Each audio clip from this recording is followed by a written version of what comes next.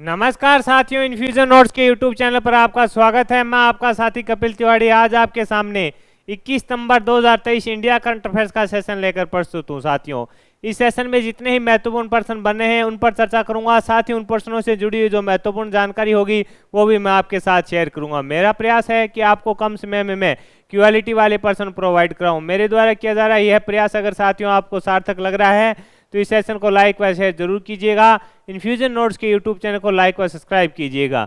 शुरुआत करेंगे साथियों पहले क्वेश्चन से। पहला क्वेश्चन है आपके सामने, इंपॉर्टेंट है, आगामी प्रतियोगिता परीक्षा में इंपॉर्टेंट है कि 100% ये आपसे पूछेगा।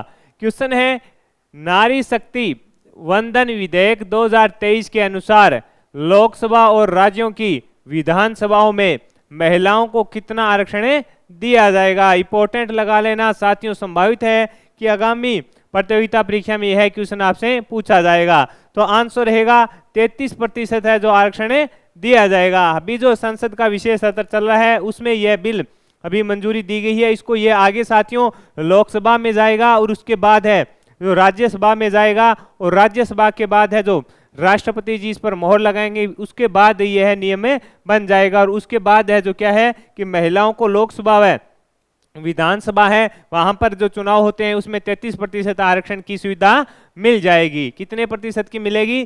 33% की मिलेगी। लोकसभा, राज्यसभा व राष्ट्रपति के मोहर लगाने के बाद यह नियम बन जाएगा और इससे फायदा है जो महिलाओं को मिलेगा, 33% है जो मिलेगा। यह विधेयक केंद्रीय कानून मंत्री अर्जुन राम मेघवाल ने पेश किया। यानी जो ये विधेयक था, केंद्रीय कानून मंत्री अर्जुन राम जी मेघवाल जो बीकानेर से सांसद है, बीकानेर से सांसद हैं, ये भी अपने को पता होना चाहिए। इन्हें हाल ही में कानून मंत्री बनाया गया था किरण रिजिजू के स्थान पर, यह भी अपने को पता होना चाहिए। यानी 33% आरक्षण का फायदा है जो मिलेगा। इंपॉर्टेंट है। इससे पहले 2010 में भी इस पर जो है जो साथियों विधेयक लाया गया था मनमोहन सिंह जी की जो सरकार थी उस समय, लेकिन वह लोकसभा में है जो पारित नहीं हो पाया था। मैंने इससे संबंधित जो कुछ पुराने फैक्ट थे और ये किस प्रकार जो लागू होगा उसके बारे में भी मैंने आपके साथ है जो जानकारी है जो शेयर कर दी है। बढ़ेंगे साथियों अगले क्वेश्चन पर। अगला क्वेश्चन इंपॉर्टेंट रहेगा।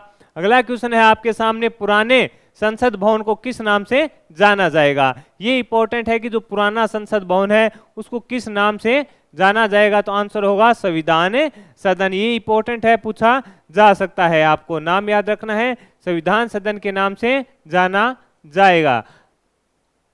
पीएम मोदी ने पुराने संसद भवन को संविधान सदन नाम रखने का प्रस्ताव दिया। यानी प्रधानमंत्री जी हैं, उन्होंने कहा कि पुराना जो संसद भवन है उसका अपने नाम क्या रखेंगे, संविधान सदन है जो रखेंगे। ये बेसिक क्वेश्चन है, पूछा जा सकता है। बढ़ेंगे साथियों अगले आगे क्वेश्चन पर बात करेंगे। अगला है आपके सामने जो अपने इस पर चर्चा भी कर रही है की थी, होयसला मंदिर को यूनेस्को विश्व धरोहर स्थल है जो घोषित किया गया है, यह किस राज्य में है। तो आंसर होगा कर्नाटक में है। ये कहां पर है? कर्नाटक में है। और ये भारत का 42वां होगा। 41वां शांति निकेतन है, उस पर अपने बात की थी। कौन है 41वां शांति निकेतन? वो कहाँ है? पश्चिम बंगाल के वीरभूम जिले में है। ये कर्नाटक में है। कौन सा? होयसल मंदिर है। ये 42वां हो गया। और इसको जो सऊदी अरब में साथियों 45वीं मीटिंग चल रही है उसके अंदर है जो इसको घोषित किया गया है। ये भी अपने को पता होना चाहिए। ये पूछ सकता है आपसे, सऊदी अरब में जो 45वीं मीटिंग चल रही है यूनेस्को की, उसमें इसको घोषित किया गया है। ये भारत का 42वां यूनेस्को धरोहर स्थल होगा।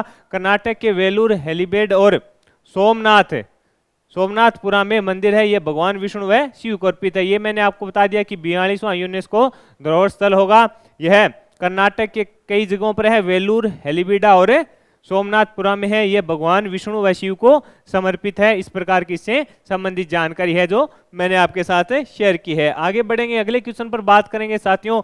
अगला क्वेश्चन रहेगा, ऑडिट ब्यूरो ऑफ सर्कुलेशन के अध्यक्ष कौन बने हैं। आपसे पूछा है ऑडिट ब्यूरो ऑफ सर्कुलेशन के अध्यक्ष हैं जो कौन बने हैं। तो आंसर होगा श्रीनिवासन के स्वामी को है जो इसका अध्यक्ष बनाया गया है। किसका? ऑडिट ब्यूरो ऑफ सर्कुलेशन का अध्यक्ष बनाया गया है। यह एक गैर लाभकारी संचालन लेखा परीक्षक संगठन है। इसका मुख्यालय है जो साथियों मुंबई में है। आपको सीधा ही याद रखना है ऑडिट ब्यूरो ऑफ सर्कुलेशन के अध्यक्ष कौन बने हैं। आंसर होगा श्रीनिवासन के स्वामी है जो बने हैं। इंपॉर्टेंट है, इसका मुख्यालय है जो मुंबई में है। ये अपने को थोड़ा इसके बारे में पता होना चाहिए।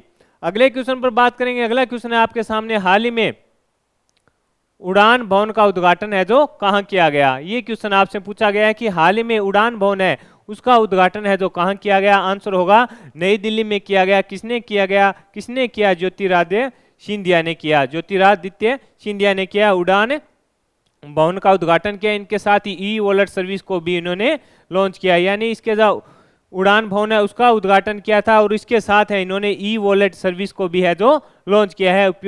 इंपॉर्टेंट रहेगा कहां पर किया उड़ान भवन का उद्घाटन, ये इंपॉर्टेंट है। तो साथियों आंसर होगा नई दिल्ली में है जो इसका उद्घाटन किया गया है। आगे बढ़ेंगे, अगले क्वेश्चन पर बात करेंगे। अगला क्वेश्चन है आपके सामने साथियों, हाल ही में वित्तीय समावेशन सेवाओं को बढ़ाने के लिए IBI साथी पहल है जो किसने लॉन्च की है। आपसे पूछा है कि वित्तीय समावेशन सेवाओं को बढ़ाने के लिए IBI साथी जो पहल है किसने लॉन्च की है। तो इंडियन बैंक ने लॉन्च की है।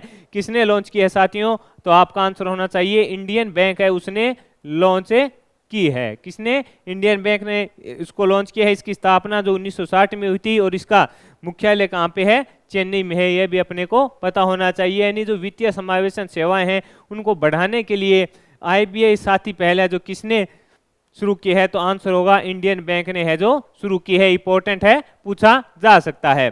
बढ़ेंगे आगे, अगले क्वेश्चन पर बात करेंगे साथियों। अगला क्वेश्चन है वर्ल्ड करंट अफेयर से संबंधित। आपसे पूछा गया है कि बढ़ते हुए अपराधों को देखते हुए किस देश के राष्ट्रपति ने 3 जिलों में आपात लगा दिया।